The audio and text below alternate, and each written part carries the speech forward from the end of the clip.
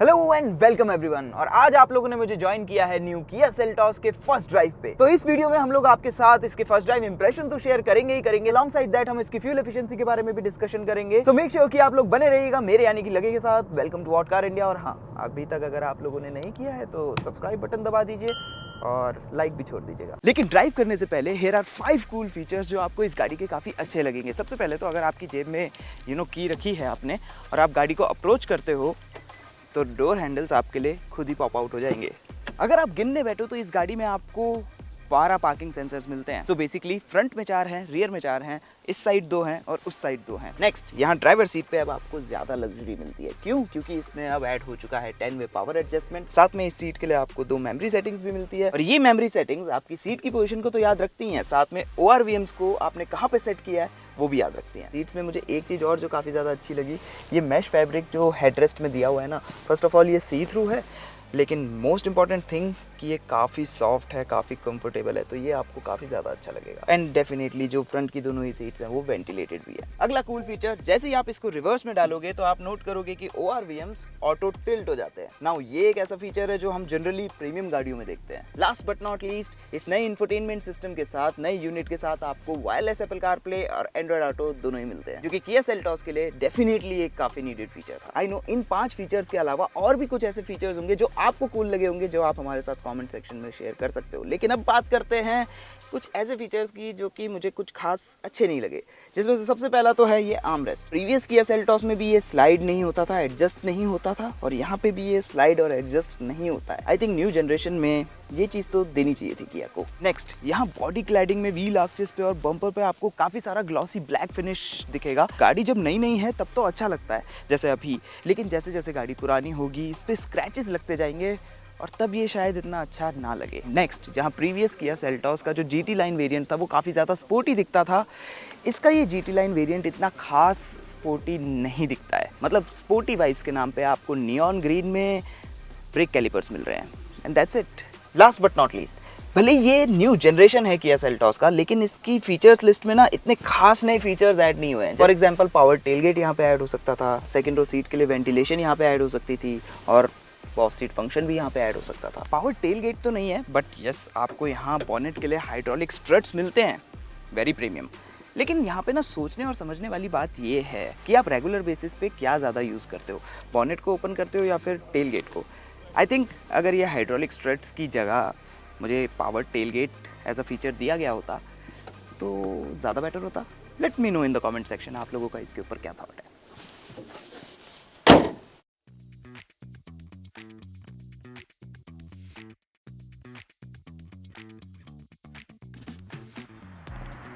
Okay, now driving the new Kia Seltos. Seltos का platform अब change हो चुका है, तो ये नए K3 प्लेटफॉर्म के ऊपर बेस्ड है। तो इसके जो ड्राइविंग डायनेमिक्स है, राइड कंफर्ट है, उन सब में काफ़ी चेंजेस हुए हैं। बट जहाँ चेंजेस नहीं हुए हैं वो है इसके पावर ट्रेन ऑप्शन। तो 1.5 litre 4 cylinder naturally aspirated petrol engine, second है 1.5 litre 4 cylinder turbo direct injection petrol engine, और थर्ड है 1.5 litre 4 cylinder turbo diesel engine. और अभी मैं ड्राइव कर रहा हूँ turbo petrol variant with 7 speed DCT। इसके साथ आपको एक 6 स्पीड IMT गियर बॉक्स का ऑप्शन भी मिलता है। अब जैसे कि मैंने मेंशन किया कि पावर ट्रेन वही ट्राइड एंड टेस्टेड है, तो किसी भी तरह के पावर फिगर्स में चेंजेस नहीं हुए हैं। तो ये जो 1.5 litre 4 cylinder turbo petrol engine है ना बॉनेट के अंदर, ये आपको 160 horsepower and 253 newton metres of torque बना करके देता है। अच्छी बात यह है कि लो रेव्स पे भी टर्बो लैग आपको किसी तरह का फील नहीं होता है, और इसका जो पीक टॉर्क है आपको 1500 से 3500 RPM के बीच में मिलता है। आपको 3 ड्राइव मोड मिलते हैं, तो अगर आप कामली ड्राइव करना पसंद करते हो तो आप इसको इको मोड में रख सकते हो। And the good thing is कि ड्राइव मोड्स को आप यहाँ स्टीयरिंग व्हील से ही चूज कर सकते हो। I like this button. So basically अगर आपको कामली ड्राइव करना है, ज्यादा एफिशिएंसी चाहिए, तो इसको आप इको मोड में ड्राइव करो। उसमें गियर बॉक्स जल्दी से अपशिफ्ट करता है सो दैट आपको ज्यादा अच्छी एफिशिएंसी डिलीवर कर सके। And the good thing is जो गियर चेंजेस हैं वो काफी स्मूथली होते हैं। नॉर्मल मोड आपके डे टू डे रन के लिए अच्छा है, क्योंकि उसमें आपको अच्छा बैलेंस मिलेगा एफिशिएंसी साथ में परफॉर्मेंस का। लेकिन अगर आप इसको फन वे में, थोड़ा सा स्पिरिटेड वे में ड्राइव करना चाहते हो तो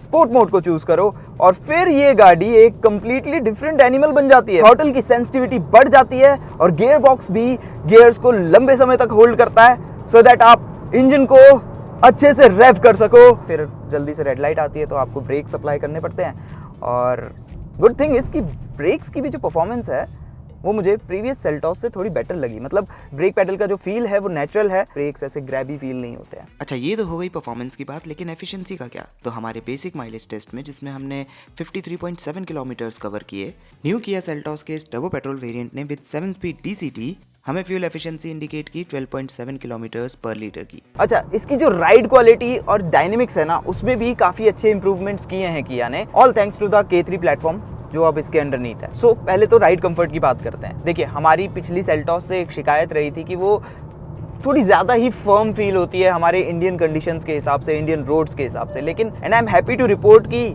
न्यू सेल्टॉस के साथ आपको वो चीज़ फील नहीं होगी। किया ने इसके सस्पेंशन को इंडियन कंडीशंस के हिसाब से काफ़ी अच्छे से ऑप्टिमाइज़ किया है, काफ़ी अच्छे से ट्यून कर दिया है। तो अब इसका राइड कंफर्ट काफ़ी ज़्यादा अच्छा हो गया है। And the best part is कि इस राइड कंफर्ट को इम्प्रूव करने के चलते इसके ड्राइविंग डायनेमिक्स के साथ किसी तरह का ट्रेड ऑफ नहीं हुआ है। एंड एज अ रिजल्ट ये अपने स्पोर्टियर ड्राइविंग डायनेमिक्स को भी मेंटेन करके रखती है। मतलब इसमें आपको बॉडी रोल इतना ज़्यादा फील नहीं होगा जब आप कॉर्नर्स को टैकल करोगे या घाट सेक्शंस पे जाओगे। But at the same time जब आप इसको सिटी में ड्राइव कर रहे होगे, पॉट हॉल्स को क्रॉस करोगे, स्पीड ब्रेकर्स के ऊपर से जाओगे, तो अब ये उनको काफ़ी अच्छे से और काफ़ी कंफर्टेबली मैनेज करती है।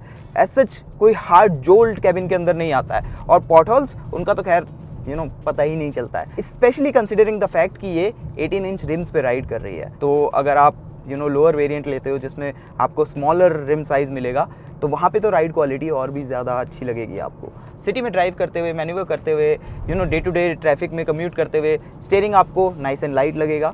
और इवन दो गाड़ी थोड़ा सा साइज़ में बड़ी हो चुकी है, लेकिन इसके डायमेंशंस के साथ एडजस्ट होने में आपको कोई ज़्यादा टाइम नहीं लगेगा। ड्राइवर सीट से व्यू आपको काफ़ी अच्छा मिलता है, कमांडिंग पोजीशन है, बॉनेट आपको अच्छे से दिखता है। एंड टाइट पार्किंग स्पॉट्स के लिए, तंग गलियों में नेविगेट करने के लिए आपको डिजिटल हेल्प भी मिलती है। तो ऑल अराउंड इसमें आपको 12 पार्किंग सेंसर्स मिलते हैं और एक बहुत ही अच्छी उम्दा क्वालिटी का 360 डिग्री कैमरा भी मिलता है। ऑन द अदर हैंड जब आप हाईवे पे आओगे, हाई स्पीड्स पे क्रूज करोगे, तो गाड़ी आपको काफ़ी ज़्यादा प्लांटेड लगती है। स्टीयरिंग से आपको अच्छा खासा वेट मिलता है, तो कॉन्फिडेंस की कमी आपको फील नहीं होगी। और जब भी आप किसी को ओवरटेक करना चाहोगे तो बस थ्रॉटल प्रेस करो और ये टर्बो पेट्रोल इंजन आपको इनफ पावर एंड टॉर्क दे देगा कि आप कॉन्फिडेंटली ओवरटेकिंग कर पाओ। ओके नाउ, तो अब मैं आ गया हूँ डीजल में।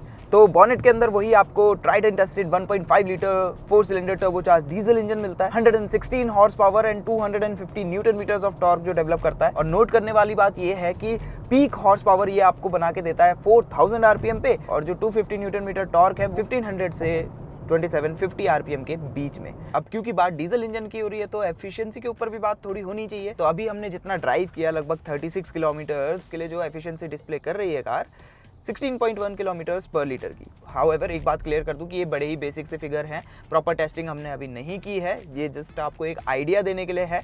बट डोंट वरी, हम इसको दोबारा से एक बार लेकर के आएंगे और प्रॉपर इसका फ्यूल एफिशिएंसी टेस्ट करेंगे टैंक टू टैंक मेथड के साथ, और उसके बाद हम आपको प्रॉपर रिजल्ट्स बताएंगे। सो मेक श्योर कि वो वीडियो आप लोग मिस मत कर दीजिएगा, सब्सक्राइब कर लीजिए अभी से ही। नाउ ये वही सेम पावर ट्रेन है जो कि आपको Hyundai Creta में मिलती है, क्लेविस में मिलती है, इवन सिरोस में भी मिलती है। काफ़ी सारे प्रोडक्ट्स में ये पावर ट्रेन हमने एक्सपीरियंस की है। बट आई नो सवाल ये है कि न्यू सेल्टॉस में ये ड्राइव करने में कैसी फील होती है। तो जो इंजन का कैरेक्टर है वो वैसा ही है जैसा कि हमने और जगहों पे एक्सपीरियंस किया है। लो रेव्स में आपको टर्बो लैग फील नहीं होता है, टॉर्क आपको अच्छा खासा मिलता है जब भी आप फुट डाउन करते हो। और जो ये 6 स्पीड ऑटोमेटिक गियर बॉक्स है, ये इस इंजन को काफ़ी अच्छे से कॉम्प्लीमेंट करता है। एज अ रिजल्ट ये गियर बॉक्स इंजन को इसके टॉर्क बैंड के अंदर रखने की पूरी कोशिश करता है। आप चाहे इसको नॉर्मल मोड में ड्राइव कर रहे हो या फिर इको मोड में, गियर्स को बहुत अच्छे से मैश करके रखता है, बहुत स्मूथली गियर्स को चेंज कर देता है। लेकिन नोट करने वाली बात यह है क्योंकि इको मोड में ECU एफिशिएंसी को प्रायोरिटी देता है, as a result gearbox जल्दी जल्दी अपशिफ्ट करने की कोशिश करता है। मोस्टली 2000 आरपीएम तक ये गियर चेंज कर देता है। ऑन द अदर हैंड जब आप इसको स्पोर्ट मोड में ड्राइव करोगे तो थ्रॉटल की सेंसिटिविटी बढ़ जाती है और गियर बॉक्स भी गियर्स को ज्यादा लंबे समय तक होल्ड करता है। एज अ रिजल्ट आपको मिलती है बेटर परफॉर्मेंस। जब आप हाईवे पे हाई स्पीड्स पे क्रूज करते हो जैसे कि 100 kph पे, उस टाइम पे इंजन स्पीड आपकी रहती है 2000 आरपीएम पे, लेकिन कैबिन के अंदर इतनी ज़्यादा इंजन की आवाज़ फिल्टर नहीं होती है। एक हल्की सी हम आपको सुनाई देगी जो कि डीजल इंजन की होती है। ऑन द अदर हैंड जब आप इसको थोड़ा सा पुश करोगे तो यस, आपको इस डीजल इंजन की आवाज़ कैबिन के अंदर आएगी। लेकिन अच्छी बात यह है ये काफ़ी रिफाइंड साउंड है, काफ़ी स्मूथ साउंड है जिसे कहते हैं। मतलब वैसा रैटल नहीं है जो कि हम काफ़ी और अन्य डीजल इंजन्स में सुनते हैं। अब फटाफट से एक क्विक डिस्कशन ना इसके एक्सटीरियर चेंजेस के ऊपर भी कर लेते हैं। नया फ्रंट फेशिया मतलब कि न्यू ग्रिल आपको मिल रही है, नया हेडलैम्प सेटअप, न्यू DRLs और यहाँ नीचे फॉग लैम्प हो गए, नए एलॉय रिम्स हैं आपके लिए 18 इंच कूल लग रहे हैं आई गेस। और यहाँ बड़ी बड़ी बॉडी क्लैडिंग है, अगेन यहाँ भी ग्लॉसी ब्लैक फिनिश का यूज़ किया गया है। Poppy outie door handles, ORVMs भी नए हैं। इफ यू लुक यहाँ पे भी आपको ड्यूल टोन इफेक्ट दिया हुआ है। और एक चीज़ जो मुझे काफ़ी पसंद आई, ये जो एलिमेंट सैटिन फिनिश में दिया हुआ है ना, पूरा रैप अराउंड करता है कार को। अब यहाँ रियर प्रोफाइल को अगर आप नोट करोगे तो ये काफ़ी हद तक आपको ग्लोबल मॉडल जो किया EV5 है ना, उससे मिलता जुलता लगेगा। तो कनेक्टेड टेल लैंप आपको मिलता है जो ऑलमोस्ट कनेक्टेड है, मतलब यहाँ पे थोड़ा सा रह गया है, लेकिन इस रियर व्यू कैमरा को काफ़ी अच्छे से इंटीग्रेट किया हुआ है। इस स्पॉइलर के नीचे आपको रियर वॉशर वाइपर सेटअप मिलता है जो कि काफ़ी अच्छे से छुपाया हुआ है। आपको रिवर्स पार्किंग लाइट्स बिल्कुल एकदम नीचे बम्पर पे दी हुई हैं। पर्सनली न्यू सेल्टॉस के एक्सटीरियर डिज़ाइन को लेकर के मेरे तो मिक्स्ड ओपिनियंस है। इसका डिज़ाइन डेफिनेटली मॉडर्न है, बोल्ड है, लेकिन क्या ये प्रीवियस सेल्टॉस जितना बैडएस है? आप लोगों को क्या लगता है? Late me know in the comment section. However यहाँ इंटीरियर की कहानी डिफरेंट है, क्योंकि फर्स्ट ऑफ ऑल यहाँ डैश के ऊपर आपको प्रीमियम सॉफ्ट टच मटेरियल दिया हुआ है। एंड इवन दो यहाँ पे प्लास्टिक काफ़ी ज़्यादा यूज़ किया हुआ है, लेकिन ये स्क्रैची प्लास्टिक नहीं है, इससे भी आपको ना थोड़ा सॉफ्ट सा फील आएगा। ये आपका ड्राइवर डिस्प्ले हो गया, इंफोटेनमेंट यूनिट हो गई जो कि यूज़ करने में काफ़ी स्नैपी है, काफ़ी अच्छा रिस्पॉन्स है इसका। और wireless Apple CarPlay, Android auto अब इसमें ऐड हो चुका है, वो तो मैं आपको बता ही चुका हूँ। कनेक्टेड कार टैग भी आपको इसके साथ मिलता है, किया 2.0, 91 कनेक्टेड कार फीचर्स मिलते हैं। और साथ में कोई मेल फंक्शन हो उसको आप यहीं से डायग्नोस भी कर सकते हो। और हाँ, इस स्क्रीन को कॉम्प्लीमेंट करने के लिए आपको 8 स्पीकर्स मिलते हैं बोस की तरफ से, जिनकी साउंड क्वालिटी आपको अच्छी लगेगी। और ये एक छोटू सी स्क्रीन है जो बेसिकली आपके HVAC कंट्रोल्स हैं, तो यहाँ से आपके फैन की स्पीड हो गई, टेम्परेचर, ऑल दोज थिंग्स आप यहाँ से कंट्रोल कर सकते हो। तो बेसिकली ये वही यूनिट है जो कि हमने किया सिरॉस में देखी थी, और यहाँ पे भी मेरी इसके साथ वही कंप्लेंट है जो कि सिरॉस में थी। अब देखिए, जो ये एयर कंडीशनिंग के कंट्रोल्स आपको यहाँ पे दिए हुए हैं, ये बेसिकली ईजी एक्सेस के लिए हैं, लेकिन द प्रॉब्लम इज कि जब मैं ड्राइव कर रहा हूँ तो स्टीयरिंग से ये छुप जाते हैं। तो अब अगर मुझे लेट्स से कि कुछ भी चेंजेस करने हो तो मुझे ऐसे झांक के देखना पड़ेगा, which is not very convenient and साथ में डिस्ट्रैक्टिंग भी है थोड़ा सा। But the good thing is कि यहाँ पे आपको फिजिकल बटन्स दिए हुए हैं, ड्यूल जोन क्लाइमेट कंट्रोल मिलता है, और इन फिजिकल बटन्स का फील काफ़ी टैक्टाइल है। और same he case in shortcut buttons के लिए भी है। टच कंट्रोल्स और फिजिकल कंट्रोल्स का एक काफ़ी अच्छा बैलेंस दिखेगा। और ये जो नया स्टीयरिंग व्हील है ये काफ़ी प्रीमियम भी लगता है। सेम स्टीयरिंग व्हील है जो कि हमने किया EV6 में देखा था। इसमें आपको टिल्ट एंड टेलीस्कोपिक एडजस्टमेंट मिलती है, और अगर आप ऑटोमेटिक वेरिएंट ले रहे हो तो पेडल शिफ्टर्स भी आपको मिलेंगे। कप होल्डर्स काफ़ी अच्छी जगह पे प्लेस किए हुए हैं, और इनको आप छुपा भी सकते हो, तो अगर आप कोई कीमती सामान यहाँ पे रखो तो उसको छुपा के रख सकते हो। और इसका फील भी काफ़ी ज़्यादा प्रीमियम है। बाकी स्टार्ट एंड स्टॉप बटन अब यहाँ पे शिफ्ट कर दिया गया है। ये ऑटो होल्ड, 360 डिग्री कैमरा वगैरह का बटन हो गया। 360 डिग्री कैमरा इसका काफ़ी ज़्यादा अच्छा है। वायरलेस चार्जर हो गया आपके लिए, 3 Type C USB charging ports हैं, और थोड़ा बहुत स्टोरेज स्पेस है यहाँ पे। ग्लव बॉक्स का साइज भी डिसेंट इनफ है, और यहाँ आर्मरेस्ट के नीचे भी आपको काफ़ी डीप स्टोरेज मिलती है, और 12 वोल्ट सॉकेट को भी यहाँ पे क्लेवरली छुपाया हुआ है। लेकिन सिर्फ ड्राइवर की सीट पावर्ड है, को ड्राइवर की सीट में आपको सारे एडजस्टमेंट मैनुअली करने पड़ेंगे।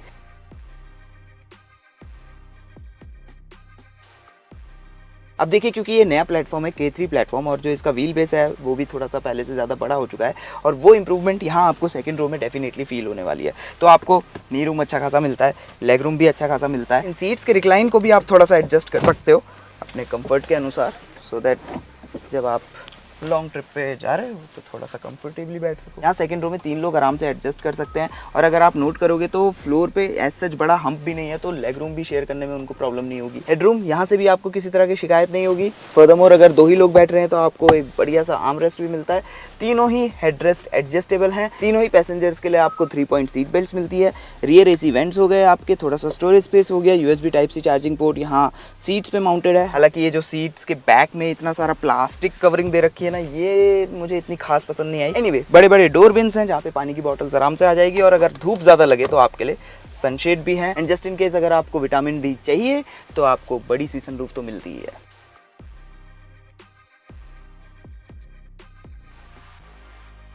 और आगे बढ़ने से पहले ये हैं इसमें मिलने वाले सभी सेफ्टी फीचर्स जो कि आप नोट कर सकते हैं। अच्छा, किया क्लेम करते हैं कि उन्होंने सेल्टॉस के NVH को भी इम्प्रूव किया है, but if I am being honest तो इम्प्रूवमेंट यस आपको फील होगी, लेकिन बहुत ह्यूज बड़ी इंप्रूवमेंट नहीं फील होती है। जैसे कि इंजन की आवाज़ अब कैबिन के अंदर इतनी ज़्यादा फिल्टर नहीं होती, लेकिन जैसे ही आप थोड़ा सा पुश करते हो तो आपको प्रॉपर इंजन का जो ग्रंट है वो कैबिन के अंदर सुनाई देता है। अदर देन दैट ये कैबिन एम्बिएंट नॉइस से काफ़ी अच्छे से इंसुलेटेड है, और टायर नॉइज़ और रोड नॉइज़ भी इतनी ज़्यादा कैबिन के अंदर नहीं आती है। हालांकि हायर स्पीड्स पे अगर आप जाओगे तो थोड़ी सी एयर नॉइज़ आपको सुनाई देगी। सेफ्टी को इंप्रूव करने के लिए इसमें आपको लेवल 2 ADAS मिलता है और फीचर्स आप इस स्लेट में नोट कर सकते हैं। और हमने इन ADAS फीचर्स को टेस्ट भी करके देखा और ये फाइंड आउट किया कि जो इसका एडेप्टिव क्रूज कंट्रोल है वो काफ़ी अच्छा है, जर्की नहीं है, सामने वाली गाड़ी की स्पीड के हिसाब से ग्रेजुअली स्पीड को कंट्रोल करता है और इतने अच्छे से कंट्रोल करता है कि मोस्ट ऑफ द टाइम आपको पता ही नहीं चलता कि गाड़ी स्लो डाउन हो गई। एंड दैट्स इट, इस वीडियो में सिर्फ इतना ही। अब आप लोग बताइए हमें कमेंट सेक्शन में जाके कि न्यू किया सेल्टॉस आप लोगों को कैसी लगी। बाकी आगे की ड्रिल तो आपको पता ही है कि यहाँ पे और यहाँ पे क्लिक करके आगे की वीडियोस देखनी है आपको। इस वीडियो को शेयर करना है अपने दोस्तों के साथ, अपने रिलेटिव्स के साथ जो न्यू किया सेल्टॉस में इंटरेस्टेड हो, और उन लोगों से भी सब्सक्राइब करवाइए, खुद भी सब्सक्राइब करिए। वीडियो अगर अच्छी लगी है तो लाइक छोड़ना मत भूलिएगा। Thanks for watching, see you next time.